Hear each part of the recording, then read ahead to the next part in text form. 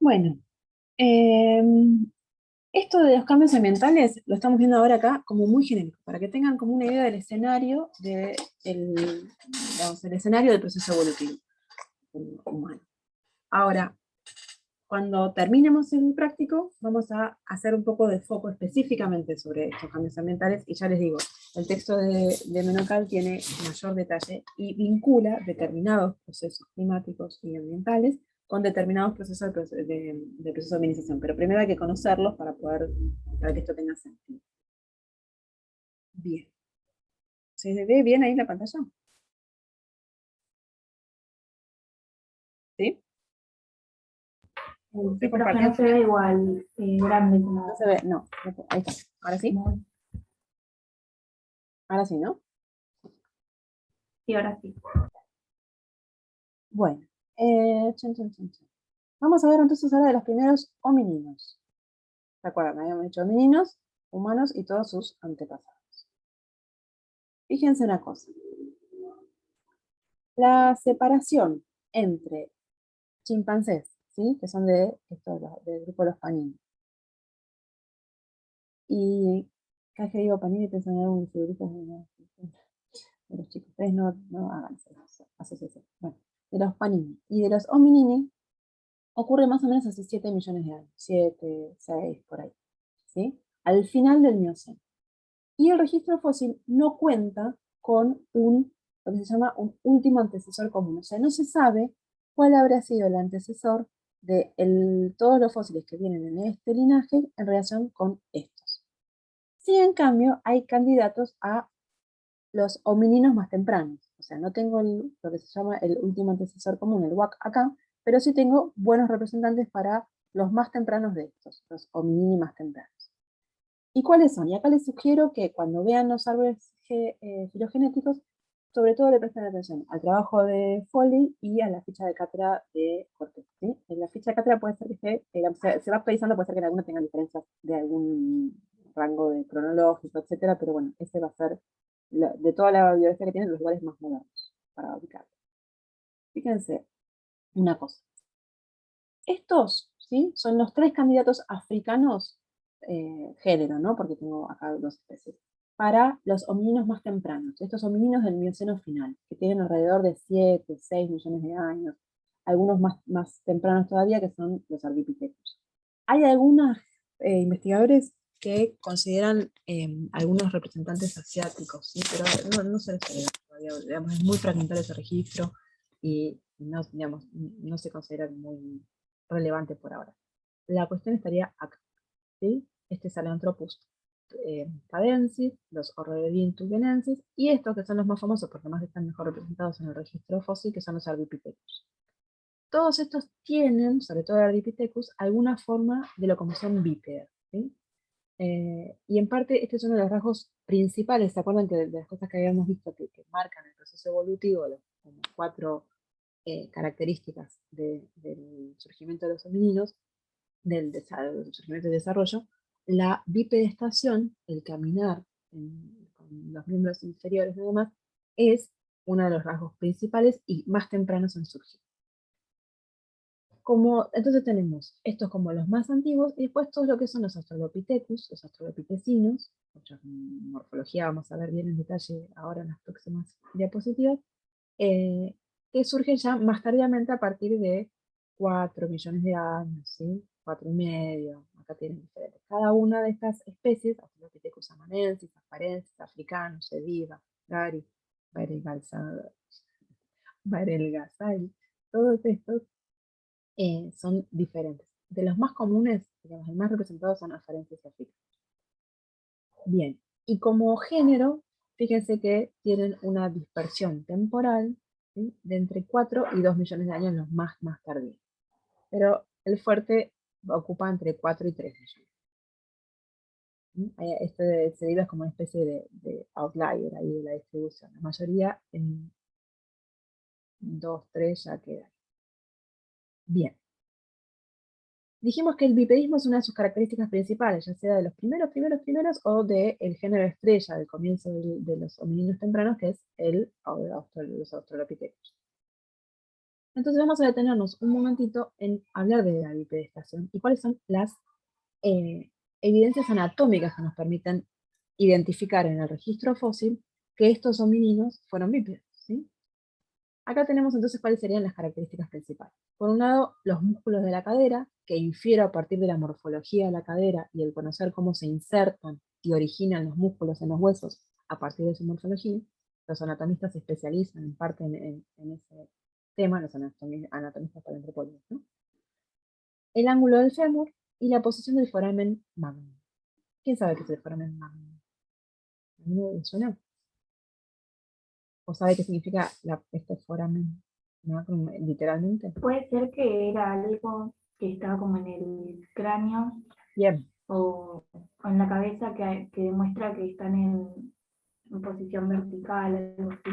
es un rasgo que nos permite identificar eso y específicamente se refiere a el foramen, que significa agujero, y magnum significa grande. O sea que este rasgo anatómico se llama agujero grande. Y es el agujero por el que se conecta el cerebro con la columna, con la espina, ¿sí? Con la columna vertebral, con la médula. Y se ocurre justo en el lugar de unión entre el cráneo, específicamente el occipital del cráneo, y las vértebras de la columna cervical. Cervical significa cuello. En esta, para estudiar toda esta parte, para retenerla, para que tenga sentido, tómense el trabajo de recordar cómo se llaman los huesos del esqueleto, ¿sí? El esqueleto moderno humano, además sirve para la vida, un saber eh, que sirve para el mundo, y digamos que nos permite entonces entender estas diferencias entre los diferentes géneros. Fíjense una cosa. Dijimos que una de las características principales son las de los músculos de la cadera. Cómo están en los homininos en relación a cómo están en los antropomorfos. Acuérdense que los antropomorfos, los grandes simios actuales, no tienen bipedismo, ¿sí? Logran hacer simplemente una serie de pasos, tal vez en postura bípeda, pero muy aislados, ¿no? Su locomoción es mayoritariamente cuadrúpede, ¿sí? Con las cuatro extremidades apoyadas en el suelo. Estoy corriendo los ustedes acá. Bien, ¿qué pasa con los homininos y qué pasa con los antropomorfos? En los homininos, el glúteo, fíjense, el glúteo está formado por tres glúteos, ¿sí? El medio, el mínimo o el menor y el mayor. Y esos huesos, perdón, músculos, el glúteo, tienen funciones diferentes. El glúteo mayor, que es el que le da la mayor volumen, digamos, al trasero de la gente, funciona como extensor, ¿sí? Como, permite el movimiento de extensión de la cadera y el fémur. Lo que va a hacer entonces este músculo es alinear el tronco con las piernas para estabilizar la cadera en el sentido antero-posterior, de adelante hacia atrás. Por su lado, el glúteo medio y menor lo que van a hacer es funcionar como abductores, como músculos que permiten mover la pierna, ¿sí? Y estabilizar la cadera en sentido transversal. Cuando hablamos de abducción y aducción, hablamos de un movimiento lateral, así se ve ahí, transversal, y abducción, y aducción es hacia adentro.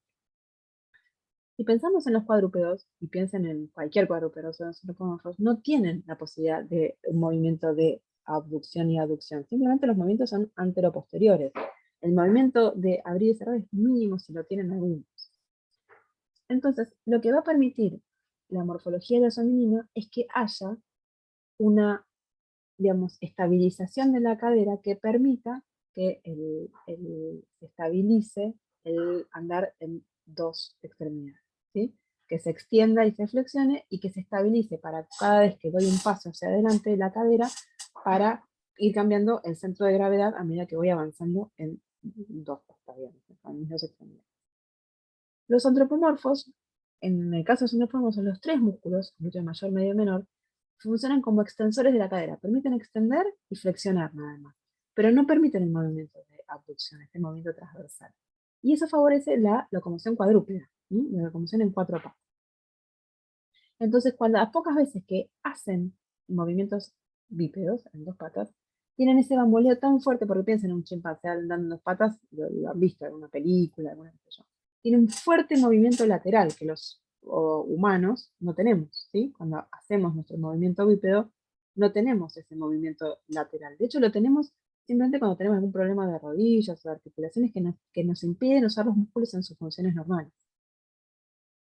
Entonces, para los antropomorfos, el hecho de no tener músculos que funcionan como abductores hacen que se balanceen mucho al andar, entonces esa locomoción bípeda es muy poco eficiente, tiene mucho balanceo lateral. ¿Cuál es la diferencia morfológica que permitió que los glúteos que están en todos ellos tengan diferentes funciones? ¿Y de lo que leyeron algunos se acuerdan? ¿Cuál era el movimiento? ¿Cuál era, perdón, el cambio morfológico principal que permite toda esta, digamos, cambio de funcionalidad de los músculos de los glúteos? ¿Dónde están insertos los glúteos? ¿En qué hueso? ¿Cómo se llama este hueso? ¿Puede ser la forma de la cadera? Bien, muy bien, Bueno, exactamente. La cadera está formada por los coxales, que son el hueso este, ¿m? y los coxales y el sacro, ¿sí? Específica, o a veces se llama también pelvis a esta reunión. Hay gente que dice solo pelvis al coxal, pero específicamente esto es coxal y esto es sacro, ¿no? Ouch. Fíjense una cosa. En los antropomorfos, o sea, en los grandes simios, lo que tenemos son, de este coxal, esta parte es el ala ilíaca, ¿sí? Acá se inserta el fémur, acá me siento, que son los isquiones, y este es el pubis, ¿sí? Fíjense. Y acá tengo una cadera de hominino. ¿M? Fíjense, que tengo acá, que es más parecida a la humana, esta de hecho pareciera ser un humano afro. Tengo acá el coxal, el fémur, el sacro y la primera vértebra lumbar. La parte esta ancha de la cadera se llama ilio y esta de particular se llama ala ilíaca. ¿Cuál es la diferencia entre unos y otros? El ala ilíaca de los antropomorfos está orientada hacia atrás, ¿sí? Es todo un coxal que es más angosto, una pelvis en general, porque el sacro también está más angosto y más largo, ¿sí? Fíjense, acá está en su posición anatómica. Mucho más largo, ¿ven? Y todos los músculos están orientados hacia atrás. Toda la ala ilíaca. Entonces todos los músculos se insertan acá. Entonces todo el movimiento que van a permitir al contraerse y distenderse es en este sentido, antero-posterior. ¿Qué pasa con los humanos? La cadera es mucho más corta, mucho más ancha, ¿sí? Fíjense que el sacro también es más corto y más ancho, el ala ilíaca tiene otra orientación, está orientada hacia afuera, ¿sí? En lugar de estar orientada hacia atrás, está orientada hacia el mismo lugar que está el fémur.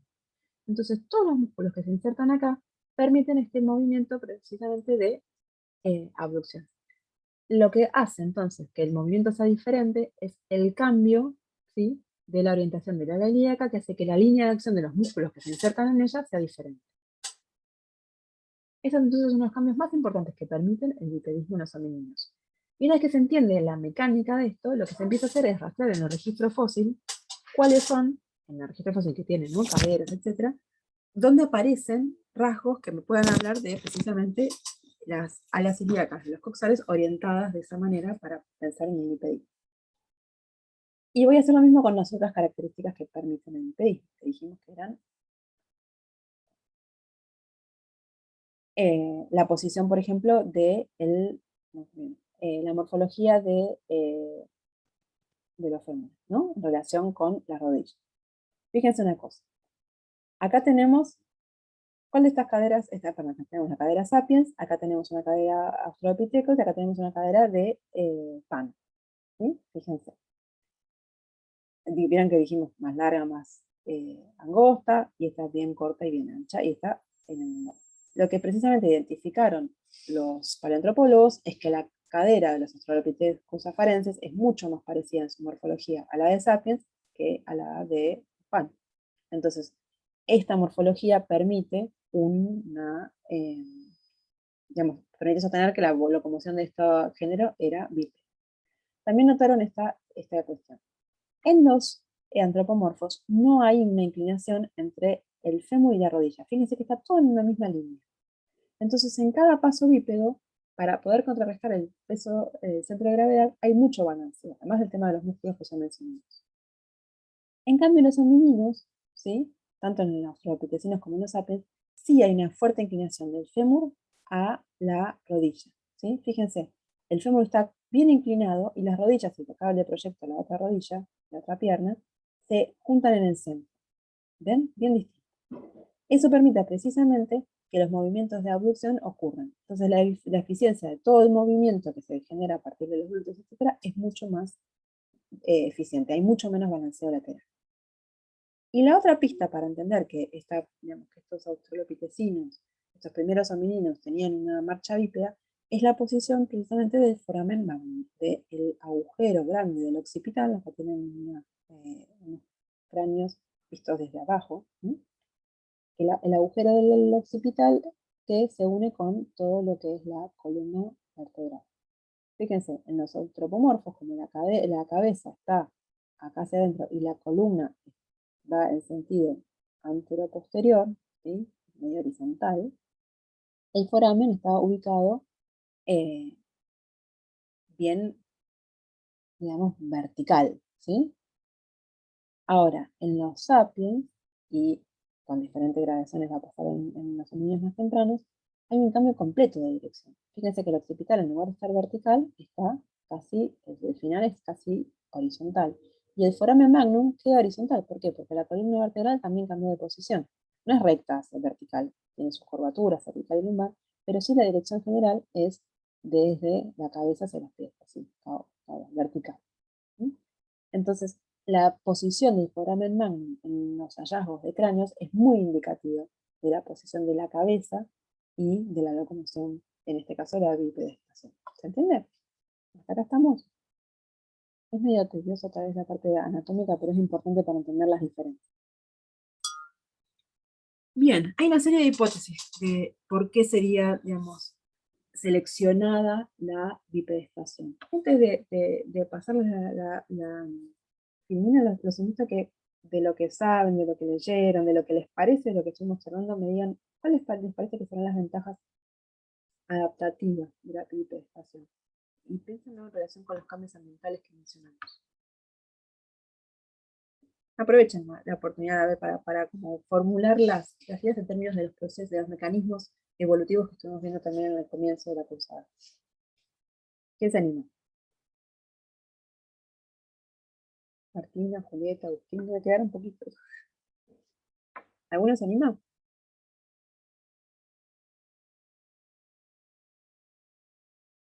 ¿Cuál Yo sería? leí, profe, pero Ahí no, va. la verdad no. Pero ¿cuál te imaginarías que sería la ventaja de ser un hominino bípedo en un ambiente que deja de tener, digamos, que está cambiando, aunque no permanentemente y no dramáticamente todavía para este periodo, pero sí, de a poco, de ser completamente forestal a ser más abierto, digamos.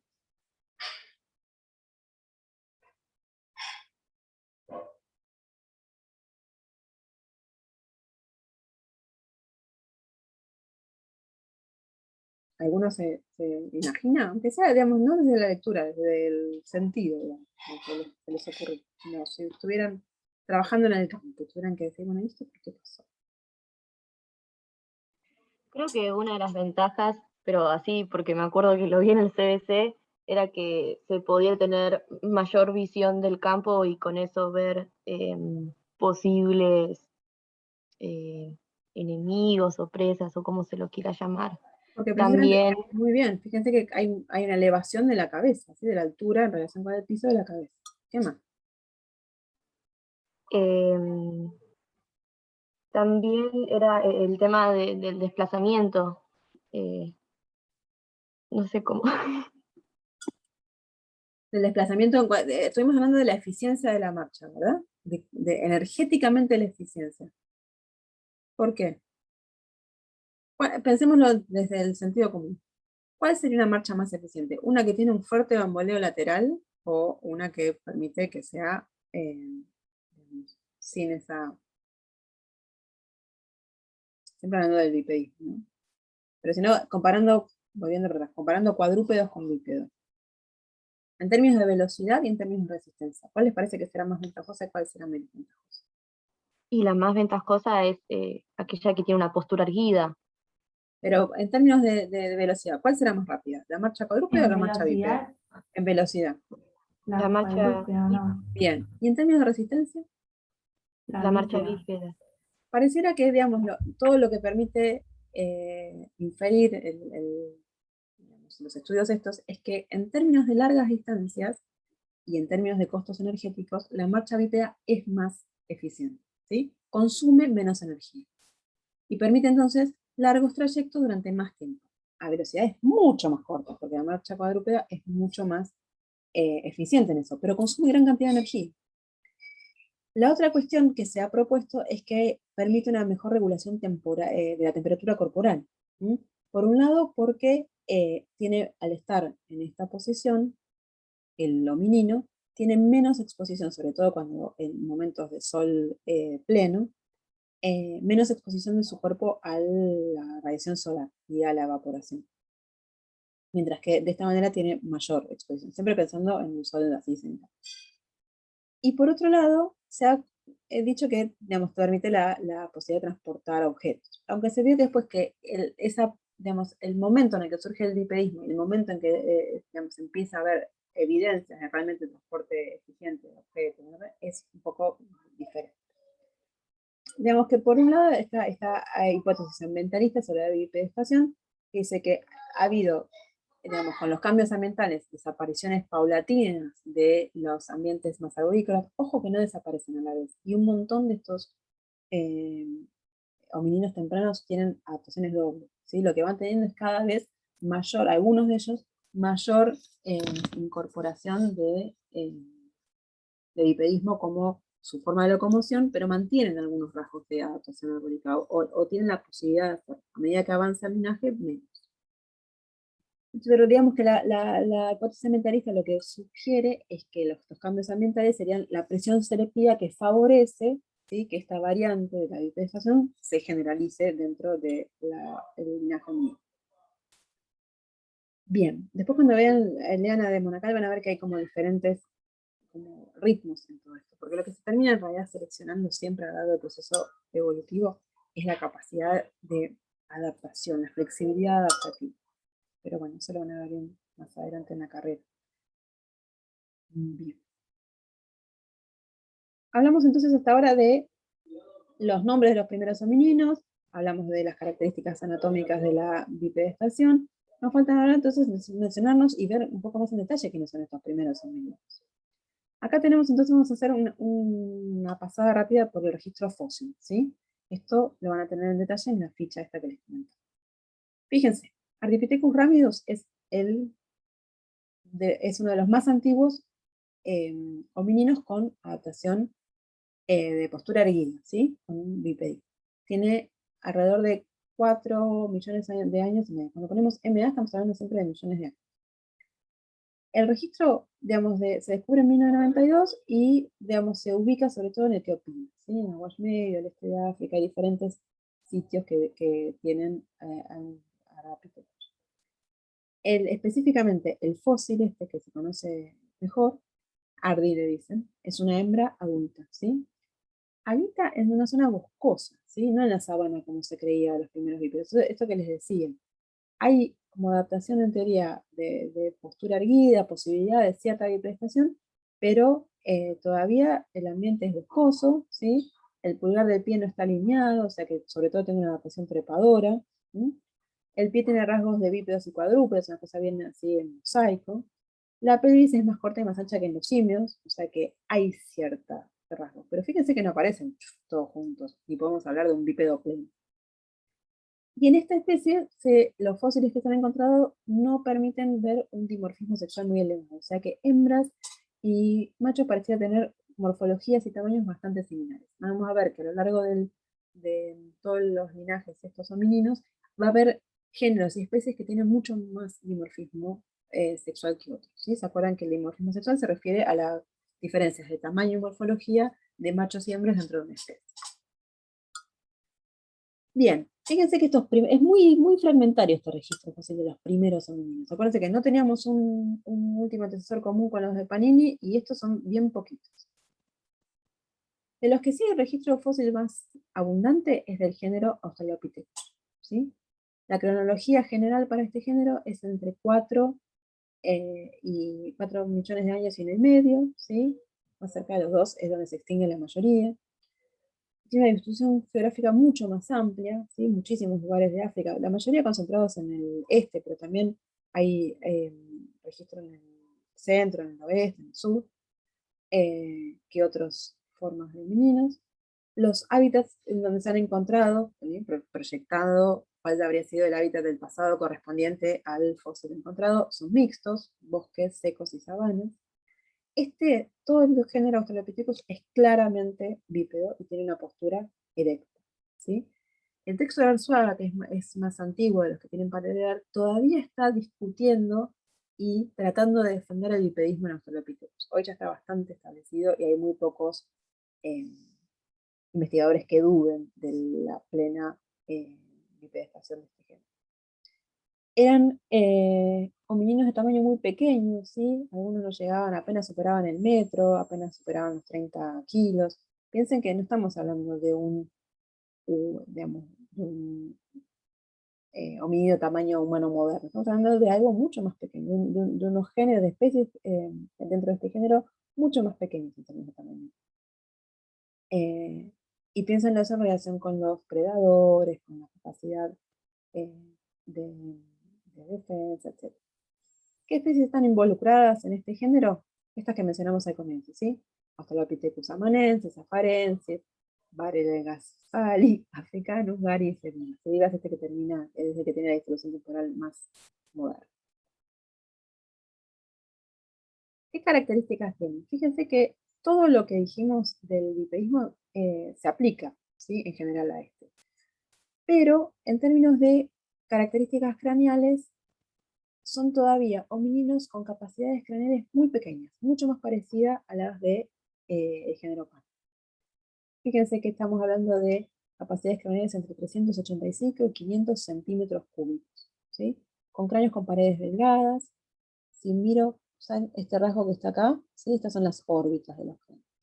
Entonces, esto que tengo acá se llaman bordes supraorbitales, bordes por arriba de las órbitas. Y en este género son robustos todavía. Acá tienen la del chimpancé y acá tienen las de dos tipos de australopithecus diferentes.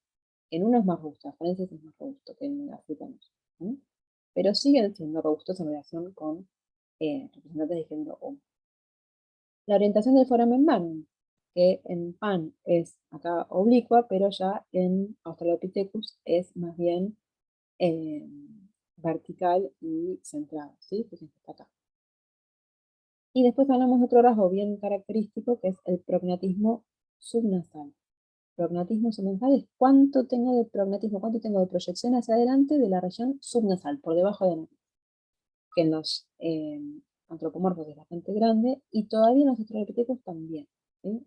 Se va haciendo más moderado, pero sigue, todavía no tienen la cara chata en un plano como tenemos los de género Homo. Ese es un rasgo que se va a adquirir después, cuando empieza a cambiar toda la morfología del cráneo. Todavía tengo entonces un prognatismo subnasal moderado y una proyección anterior de la cara. Anterior es todo lo que pasa hacia la parte del frente del cuerpo, posterior es todo lo que pasa en la parte de atrás. Entonces todavía tengo una proyección anterior de la cara bastante marcada en los Australopithecus. Recuerden estos rasgos porque son los que van a ir cambiando más fuertemente cuando veamos el próximo, veamos representantes de género Homo, y se van a acentuar algunos cuando veamos para okay. Esto en cuanto al esqueleto craneal, ¿sí? ¿Qué pasa con el esqueleto postcraneal? Bueno, precisamente nos hace, refleja lo que estuvimos charlando sobre las características del bipedismo, ¿sí? Hay una modificación de los coxales, la pelvis en general, o sea, coxal más sacro se vuelve más corta y más ancha, se estabiliza mediante los músculos abductores, o sea, todo el grupo de glúteos que permiten mantener o minimizar la fluctuación lateral durante el balanceo lateral, mejor dicho, durante la marcha. Y cada hueso de coxal permite soportar el peso del cuerpo en cada paso. ¿Para dónde está orientada para que todo esto pase el ala ilíaca? Precisamente hacia el lateral, bien distinto a lo que pasa con los antropomorfos. De nuevo, la articulación de la rodilla en relación con la cadera y la inclinación del fémur es bien moderna, ¿sí? Está bastante inclinada. Ahí. Y eso permite que se pueda trabar en posición extendida, que es algo importante también para la estación. Para sostener el peso del cuerpo, la rodilla tiene que poder trabarse. ¿Sí? Piensen qué movimientos pueden hacer con la rodilla y dónde se traba cuando estamos parados, que permite entonces darle estabilidad. ¿Qué más del esqueleto subcraneal? Postcraneal. Una cuestión que va a ir cambiando a lo largo de todo el proceso de hominización es la relación en el largo entre fémur, ¿sí? Que es el hueso de la parte de arriba de la pierna, y los huesos de las extremidades superiores, húmero, que es la parte de arriba, y cúbito y radio, que forman el antebrazo. A lo largo del proceso de hominización va cambiando esta relación. Fíjense, acá tienen A, B, C, D, E son las diferentes especies de, en este caso, A, antropomorfos, B, representantes de australopitecinos, y D y E, representantes de género Homo. El último es Sapiens. ¿Sí? ¿Quién me puede explicar este gráfico? ¿Cómo va cambiando esa relación? ¿Qué pasa en los antropomorfos y qué deja de pasar en los Sapiens, en esa relación? ¿Cómo es la relación del largo del húmero, el cúbito, el radio en relación con el fémur? Miremos, empecemos a ver solo la extremidad superior. Fíjense cómo es la relación entre húmero, cúbito y radio en los antropomorfos y en los sapiens. ¿Tienen el mismo largo, cúbito y radio? Que En antropomorfos es parecido, puede ser. Claro, son parecidos y son muy largos, fíjense, ¿sí? Piensen que como son, digamos, cuadrúpedos, lo que van a tener es una extremidad superior casi tan larga como la inferior. ¿Mm?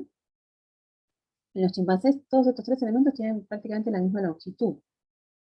Mientras que en Sapiens, el húmero es casi la misma longitud del fémur, ¿sí? En realidad no, es bastante más corto de este. Pero todo el antebrazo está más acortado. Cúbito y radio son mucho más chicos. ¿Sí? Lo que se acorta es estos en relación con estos. Y además después la relación entre húmero y fémur también cambia. Fíjense, ahí. Primero aumentó la longitud del fémur. Fíjense cómo va aumentando en relación con el avance el proceso de aparición de Australopithecus y Homo, cómo se va aumentando la longitud del fémur. El miembro inferior se va haciendo mucho más largo que el miembro superior. ¿Se entiende? Y eso va cambiando todas las proporciones. Si miramos uno de los dibujitos donde estaban comparados, fíjense que esto tiene más o menos las mismas dimensiones, pero los miembros inferiores no tienen las mismas dimensiones que los miembros superiores en nuestra especie.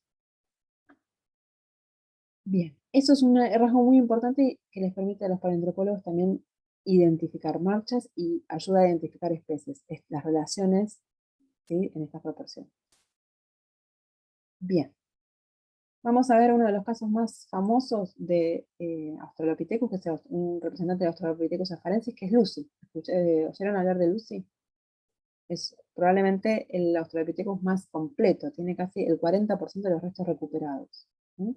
Hay diferentes representantes de Australopithecus afarensis en diferentes lugares del este y el sur de África, pero Lucy en particular apareció en Adar, ¿sí? En Etiopía, con una cronología de alrededor de 3 millones de años larga, 3.2, ¿sí? O sea, 3.200.000 años. Tiene todavía aptitudes trepadoras, ¿sí? Por eso también se mantenía el debate de si era bípeda o no. Pero bueno, que tenga habilidades trepadoras no la hace menos bípeda, ¿sí? Simplemente que tiene las dos adaptaciones. El hábitat donde aparece sigue siendo forestal, o sea que todavía necesita esas habilidades para poder ocupar esos hábitats y aprovechar sus recursos. Por edad es una hembra adulta, ¿sí? Y como habíamos dicho al comienzo, son homínidos muy pequeños. Fíjense, en relación con Sapiens estamos hablando de un homínido de 1,20 m y 30 kilos. Acá tienen comparados un esqueleto de Pan, ¿sí? Un esqueleto de Australopithecus afarensis y un esqueleto Sapiens. Fíjense que en términos de tamaño tienen prácticamente el mismo tamaño que Pan. pero hay rasgos que ya son evolutivamente más similares a los modernos. Por eso se habla de toda una evolución en mosaico de estos rasgos anatómicos. Fíjense, por ejemplo, ya hablamos con detalle de las extremidades inferiores, ¿sí? Como la mayoría de las extremidades inferiores tienen características bien, digamos, más modernas. Sin embargo, en términos del tórax, hay una diferencia bastante pronunciada. Los tórax del género Homo, sobre todo a partir de Erectus, tienen forma como de barril, parejito, ¿sí?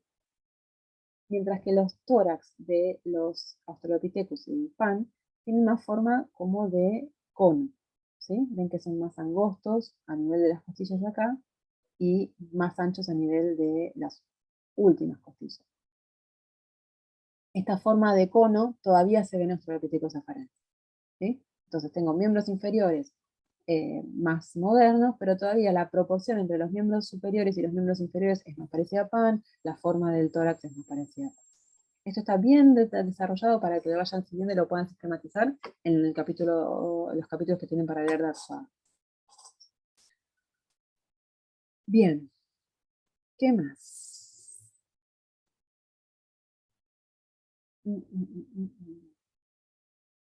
Hablamos de la evolución en mosaico del tórax, evolución en mosaico del cráneo. Fíjense la comparación. Algunas cosas las dijimos, acá las estamos comparando. La comparación entre Australopithecus y Anthropomorphos. Este sería el antropomórfico, el gorila, y este serían los dos representantes de Australopithecus que tenemos acá, africanos y afarenses, que son los que tienen mejor representación de cráneos. Fíjense, hay diferencias en el neurocráneo. El neurocráneo es la parte del cráneo que es donde está, ¿qué cosa? Que se incluye dentro de esta bóveda, digamos. ¿Por qué se llama neurocráneo? ¿Neuronas será? No sé. ¿Y dónde están las neuronas?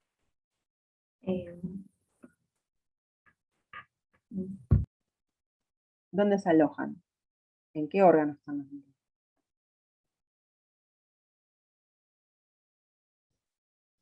¿Qué tengo acá adentro? Es una pregunta El que significa cerebro. muchas cosas. Bien, el Cerebro. cerebro. ¿Sí? Tengo el encéfalo, que una de cuyas partes es el cerebro. Entonces, todo el neurocráneo va a tener, va a ser la parte del cráneo que protege el encéfalo. Y todo el cráneo facial va a ser la parte del cráneo en el que se alojan los órganos de la cara, los ojos, la nariz, todo el aparato de masticación. A veces hay gente que le llama cabeza, todo junto, depende del libro anatómico. Y si se traduce en mismo, pero no nos importa. Neurocráneo, cráneo facial. Fíjense que el neurocráneo es todavía pequeño en relación con el de los humanos modernos, pero parecido al de los antropomorfos, porque los cerebros son pequeños todavía. Y tengo similitudes, las diferencias están sobre todo en las crestas sagitales, que es esta cresta que tienen los